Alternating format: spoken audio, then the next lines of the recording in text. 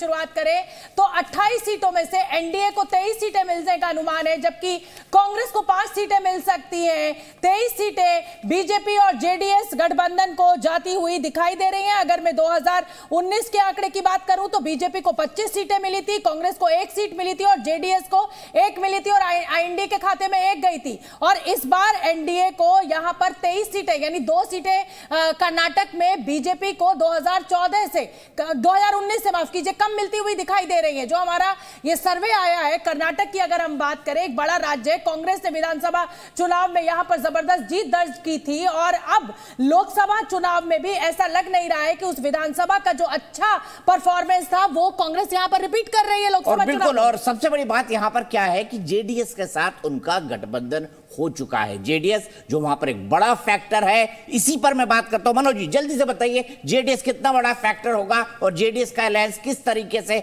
Bharatiya Janata party की मदद करेगा, क्योंकि वहां पर थंपिंग मेजॉरिटी के साथ कांग्रेस ने सरकार बनाई थी। जेडीएस काफी मायने रखेगा। देखिए पिछली बार जो भारतीय जनता पार्टी की हार हुई उसमें सबसे बड़ा योगदान कोई था तो लिंगायतों का नाराजगी था, और बीजेपी इस बार कोशिश ये कर रही है कि पार्लियामेंट में कि उस नाराजगी को कम किया जाए। सरकार चूंकि तत्कालिक बनी है तो उतना बड़ा रिएक्शन आपको नहीं दिखेगा सरकार के अगेंस्ट में।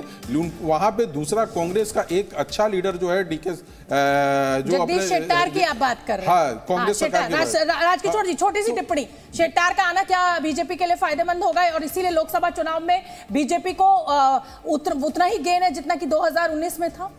नहीं, बिल्कुल। देखिए दो चीजें हैं कि जब आप मार्जिनलाइज हो गए जिस कौम में, जिस मतलब लोगों के बीच में, वहां पर अगर आपके पास कोई भी आ रहा तो उसका आपको थोड़ा फायदा मिल सकता है। लेकिन मुझे लगता है जेडीएस से लिंगायत नहीं वो का लिंगा पर फर्क पड़ेगा, ये बात है। ठीक है, चलिए अब जल्दी और इसीलिए लिंगायतों को साधने के लिए ही जो येदियुरप्पा के बेटे हैं उनको बहुत महत्व दे रहे हैं। बताइए कहां चल रहा है वोट परसेंटेज की बात कर लेनी चाहिए, क्योंकि कर्नाटक की देखिए सीटें तो हमने बता दी। यहाँ पर 23 सीटों के साथ बीजेपी जो है वो सबसे बड़ी पार्टी बन के उभर रही है। लेकिन अगर वोट परसेंटेज की बात करें तो एनडीए को 55% वोट परसेंटेज यहाँ पर मिलता हुआ दिखाई दे रहा है। कांग्रेस को 42% वोट मिल रहा है, जबकि अन्य के खाते में 3% वोट जा रहा है। और अगर मैं 2019 की बात करूं तो बीजेपी को 51.75% मिला था और आईएनसी को 32% मिला था। दीपक, और मैं यहाँ पे मनोज जी आपसे बहुत क्विकली समझना चाहूंगा कि अगर 55% एनडीए को मिल रहा है तो क्लीन स्वीप होनी चाहिए। 5 सीटें क्यों दे रहे हैं आप कांग्रेस? नहीं, ये जो एरिया है, जो जेडीएस का एरिया है जिनके साथ इनका अलायंस हुआ है,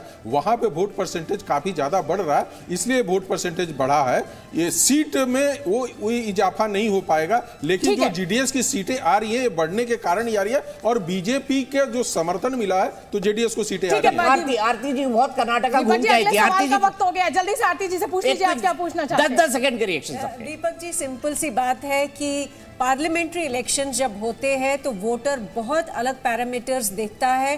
कर्नाटका में जो हमने स्टेट असेंबली इलेक्शंस में जो रिजल्ट्स देखे उनके लोकल फैक्टर्स थे।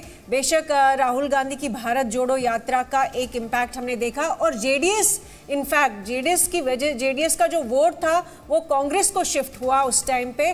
तो मुझे लगता है कि जेडीएस का इस टाइम अलायंस बीजेपी के साथ बहुत ज्यादा डिफरेंस नहीं है। बीजेपी अपने दम चलिए तो आगे बढ़ते हैं सर्वे में और जल्दी से अब सवाल का समय हो चुका है। विधानसभा चुनाव में बीजेपी क्यों हारी, इस सवाल का जवाब जानने के लिए जी न्यूज और मेटराइज ने सर्वे किया तो 24% लोगों ने पिछली बीजेपी राज्य सरकार की मैं बात कर रही हूं नाराजगी को इसकी बड़ी वजह बताया। इसके अलावा 22% लोगों ने बीजेपी विधायकों से अपनी नाराजगी दिखाई। तो कुल मिलाकर मुझे लगता है, जैसा कि आरती कह रही है दीपक जी, कि जो जिसे कहा जाए कि स्टेट इलेक्शन जब होता है तो उसके लोकल मुद्दे होते हैं, लेकिन जब लोकसभा चुनाव होता है तो वो प्रधानमंत्री के चेहरे पर यानी लीडरशिप के नाम पर, देश के लिए लीडरशिप के नाम पर होता है। निसंदेह। और मेरे साथ लक्ष्मी जी आ गई है। लक्ष्मी जी के पास जाऊं उससे पहले मैं एक बात यहां पर कहना चाहूंगा कि देखिए कर्नाटक में जो हुआ वो कांग्रेस ने देखा, लेकिन कांग्रेस यहां से बहुत बड़े चमत्कार की उम्मीद कर रही होगी,